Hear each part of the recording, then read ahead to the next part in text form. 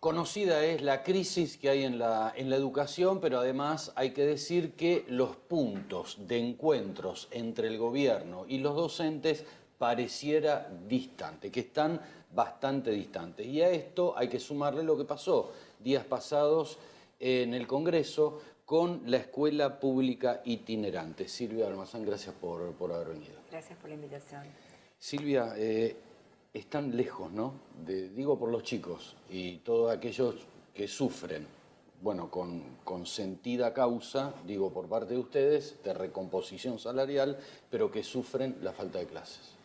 Sí, en realidad, digamos, nosotros lo que encontramos es dos diferencias de caracterización que se dan en el gobierno nacional y en el gobierno de la provincia de Buenos Aires.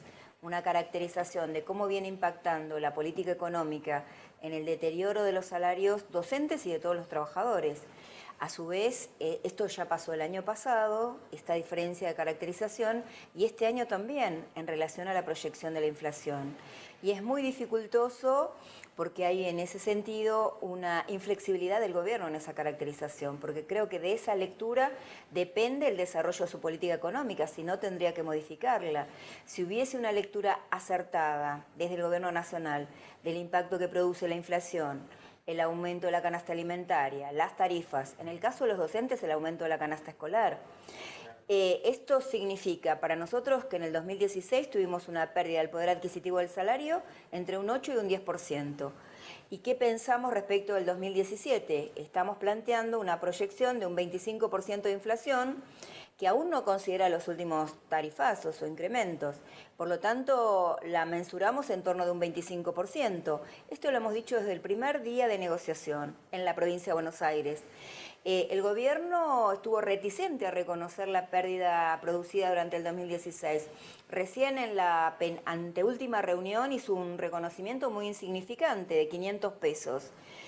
Muy distante de los porcentuales que nosotros estamos planteando, y 3 propuestas salariales que son insuficientes. Un 18% en 4 cuotas y un 19% en 3 cuotas, que sigue dejando a un porcentual muy importante de docentes debajo de la línea de pobreza. ¿Y cuotas como, Silvia? ¿En qué lapso? ¿En qué tiempo? Y la última cuota prácticamente se percibe en el 2018, sobre fines de año. Son 3 cuotas muy distantes que, reitero, siguen manteniendo docentes. Nosotros hoy hemos analizado, estudiado, un 47% de los docentes está por debajo de la línea de pobreza, la percepción de los salarios.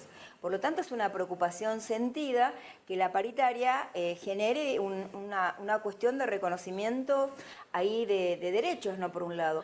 Pero en la paritaria no solo discutimos salarios, también discutimos presupuesto educativo y políticas públicas. Nosotros le hemos planteado al gobierno, queremos discutir en las comisiones pertinentes cómo avanzamos en mejoras o cómo avanzamos en que se garantice educación pública de calidad en la provincia de Buenos Aires. Pero no se han convocado el resto de las comisiones, ni la Comisión de Infraestructura, ni de Salud Laboral, ni Condiciones Laborales, ni la Comisión de Programas Socioeducativos, ni una comisión específica para abordar esto. Nosotros tenemos propuestas porque conocemos la realidad de nuestras escuelas, sabemos en qué cuestiones hemos avanzado y cuáles están pendientes. Silvia, dentro de los plazos, ¿no?, que el gobierno dio, no hay manera para la recomposición salarial, digo, no hay manera de acortar ese plazo por parte del gobierno, lógico, ¿no? Pero además es el porcentual, es decir, todavía está muy distante de lo que nosotros venimos planteando como un salario digno que garantice, reitero, que ningún docente esté por debajo de la línea de pobreza en relación al salario que perciba. El año pasado las cuotas en realidad transitaron en el primer semestre.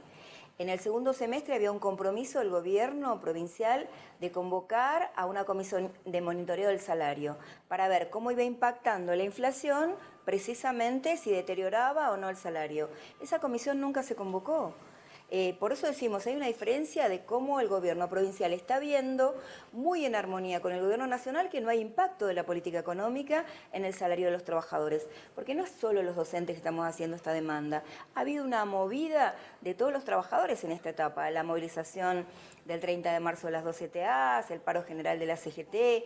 Hay en debate, digamos, la política económica. Y me parece que en ese sentido la única respuesta que hemos tenido por el lado del gobierno de la provincia de Buenos Aires ha sido una inflexibilidad, ¿no? No ha habido una propuesta que considere en términos porcentuales la posibilidad de una otra discusión de la que ya venimos dando, ¿no? Que es en el fondo una decisión unilateral del gobierno provincial.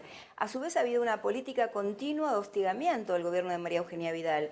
Los descuentos, se han producido descuentos masivos que son ilegales porque hay un fallo judicial que plantea que no podía realizarlos, pero además arbitrarios, porque se le descontaron a docentes con licencia por maternidad, por ejemplo, o docentes que ese día no tenían concentración de horas o era un día de asueto en su distrito por los patronales que hay en general en la provincia de Buenos Aires.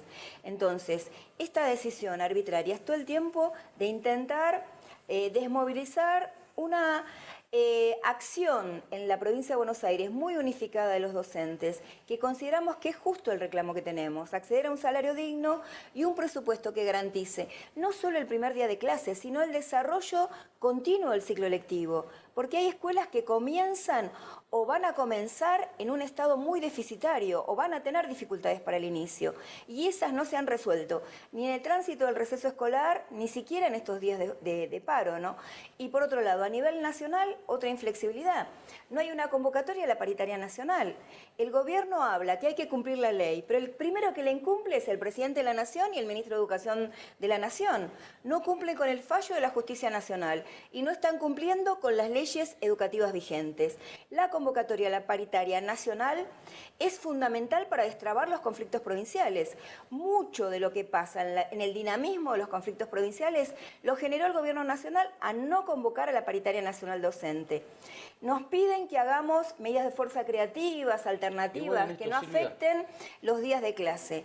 Hicimos esta iniciativa, quisimos hacer la iniciativa de la escuela pública itinerante, un lugar en el que podamos debatir con la sociedad el estado de la educación pública, qué cuestiones hay que modificar, mejorar, que sea un debate democrático, plural, y vamos a convocar incluso a pedagogos internacionales, porque creemos que tenemos que mirar qué es lo que pasa con la educación a nivel mundial también. Pero ¿cuál fue la respuesta del gobierno nacional? La represión. El domingo a la noche fue inesperado para nosotros. Maestros indefensos con nuestros guardapolvos blancos, cantando el himno con una bandera argentina, y la respuesta fue una represión salvaje. Yo, que estuve el domingo, miro las escenas y me conmuevo por los riesgos de esos compañeros que son maestros, maestras, directores de escuela, profesores, que ahora incluso se intenta justificar que tal vez no eran docentes, que tal vez, porque se quiere invisibilizar que no hay una decisión política del gobierno nacional de resolver el conflicto educativo en nuestro país.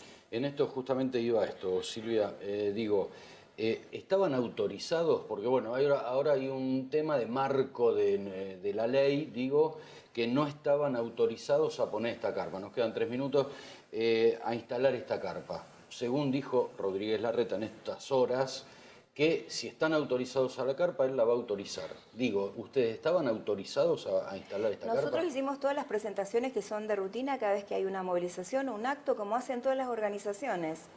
La cuestión es que se han desplegado una serie de artilugios para intentar justificar o darle una causal a la represión.